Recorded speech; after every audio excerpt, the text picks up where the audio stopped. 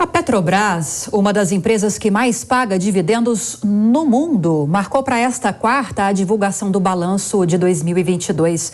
Vamos então para o Rio de Janeiro falar com o Rodrigo Viga, que está acompanhando todas essas movimentações. Oi, Viga, boa noite. Já saíram os números da petroleira? Tudo bem, Lívia?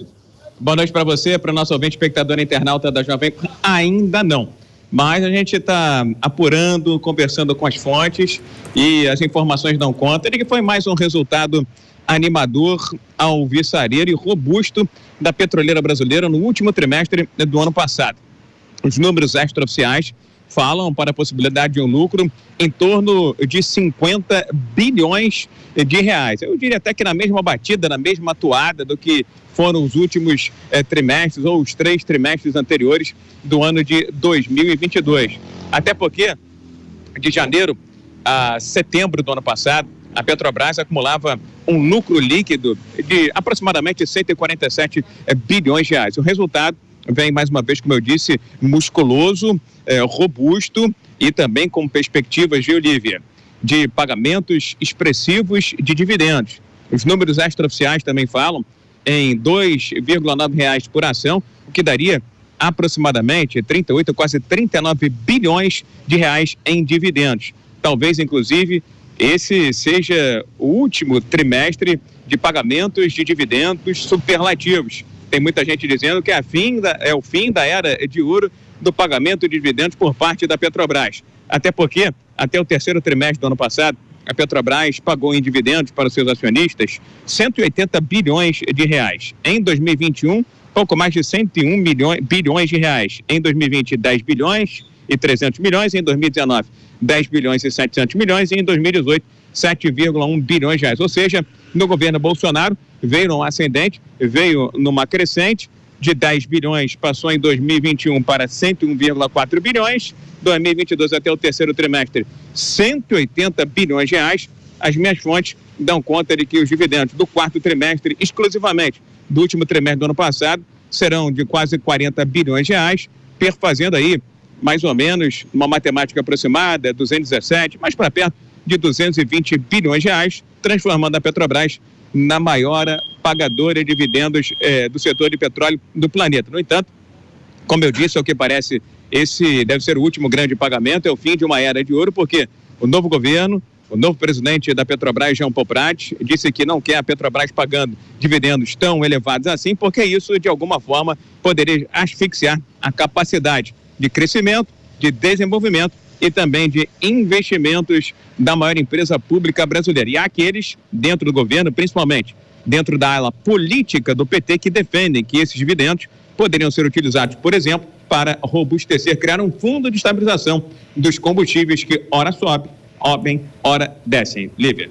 Agora, Viga, a Petrobras fez um anúncio, já que a gente está falando desse mercado, né, de óleo e gás, que pode beneficiar os viajantes. Dessa vez, uma notícia muito boa, né? Sem dúvida alguma. Você está com planos para viajar nas suas férias, Lívia? Você está fazendo aquela pesquisa e tal para comprar um pacote de viagem? Existe a perspectiva no horizonte de tickets de bilhetes mais baratos. Por quê? Porque a partir de hoje, nos polos de venda e comercialização da Petrobras, o querosene de aviação passou a ficar nada mais, nada menos do que quase 14% mais barato. É claro que esse é um mercado diferente, diferenciado, não há um repasse imediato e automático para os preços dos bilhetes, porque o brasileiro depende muito da chamada lei da oferta e da procura. Tem um feriado como Carnaval, tem um outro feriado como Semana Santa, Natal, Réveillon. Se a demanda é muito grande, a oferta de bilhete não atende a demanda e aí os preços tendem a subir. Mas essa é uma informação importante, até porque o querosene de aviação representa mais de 1/3 dos custos das companhias aéreas brasileiras. Embora essa seja a segunda queda promovida pela Petrobras no ano, a primeira em janeiro e a segunda agora nesse mês de março, perfazendo uma queda acumulada no ano de mais de 10%, as companhias aéreas dizem que no ano passado o querosene de aviação subiu quase 50%. E se pegar o fechamento de 2022 e comparar com 2019, a alta nesse insumo importante que pressiona os custos das empresas foi de 121%. Agora, tem gente olhando para os efeitos sobre a inflação. Eu estou dizendo o seguinte, viu, Lívia, só para fechar. que no caso de etanol e de gasolina, o impacto é na veia, enquanto que esse efeito da queda do querosene de aviação é, no máximo, um impacto cutâneo, viu, Lívia? Boa comparação, e a gente fica então na expectativa de que essa redução nos valores desse combustível de aviação realmente seja repassado ao consumidor por meio das passagens aéreas mais baratas. Viga, obrigada pelas informações, um bom trabalho para você.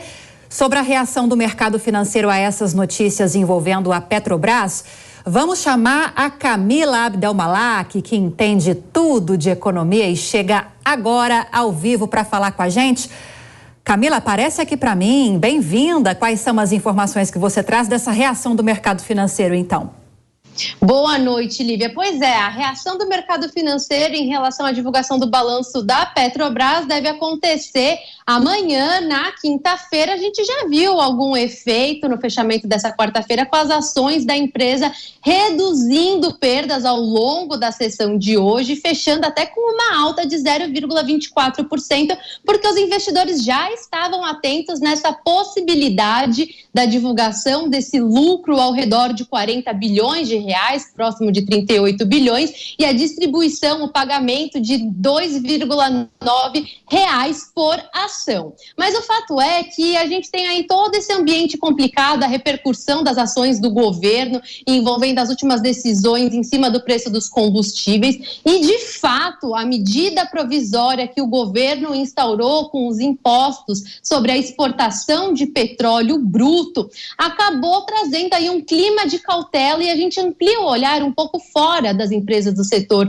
de petróleo, mais para o ambiente de negócios da economia brasileira. O fato é que os agentes econômicos olham para o histórico aqui no Brasil e entendem que impostos temporários acabam se tornando permanentes. Fora isso, também há um clima de cautela sobre a possibilidade de algum outro produto nos próximos meses entrar na jogada para compensar perdas arrecadatórias do governo. Então, foi instaurado um clima de cautela no mercado financeiro com as próximas ações do governo. E fora isso também, Lívia, tem todo o impacto envolvendo, lógico, que a Petrobras, que é a empresa que vai ser mais afetada, pelo fato de que a empresa ela não consegue repassar esse custo que terá com esse imposto de exportação para o comprador, uma vez que o petróleo ele é negociado no mercado internacional. Então, provavelmente, a empresa vai ter que arcar com o custo, isso vai bater no lucro da empresa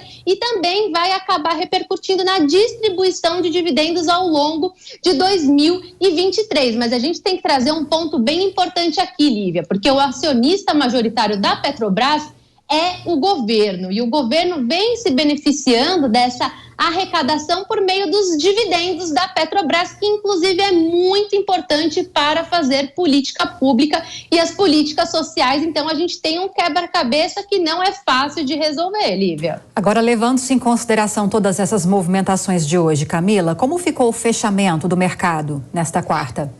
O Ibovespa fechou com uma queda de 0,52% no patamar de 104 mil pontos. A perda do mercado financeiro aqui no Brasil só não foi maior por conta das notícias vindas da China. Houve aí uma valorização no preço das commodities metálicas que foi positiva para o setor de siderurgia e mineração. Hoje, por exemplo, a Vale, que tem um peso relevante dentro do Ibovespa, subiu 4,55% e garantiu com que a perda do mercado acionário aqui no Brasil não fosse tão grande. A gente falou bastante do setor de petróleo, que está sendo aí afetado negativamente pela taxação de exportação de petróleo, mas o fato é que também tem um impacto negativo por conta do cenário econômico mais complicado aqui no Brasil, no setor bancário, com o aumento da inadimplência. Então, esse setor também acabou sofrendo e sendo penalizado no Ibovespa hoje. Em relação ao dólar, hoje fechou cotado a R$ 5,19. A taxa de câmbio conseguiu segurar um pouco o tranco, porque as commodities metálicas valorizaram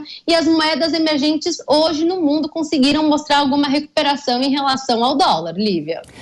Valeu pelas informações nesta quarta-feira, Camila Abdelmalak. Boa noite e até amanhã.